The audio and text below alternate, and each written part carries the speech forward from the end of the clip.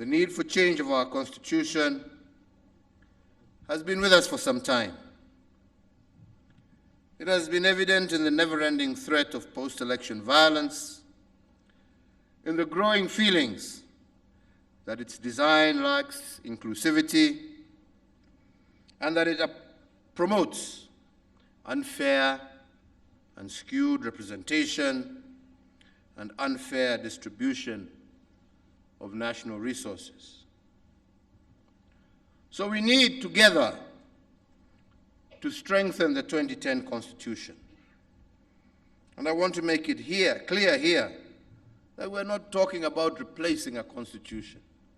We're talking about amending a Constitution, the first of many possible amendments that will come over a period of time as Kenyans change and evolve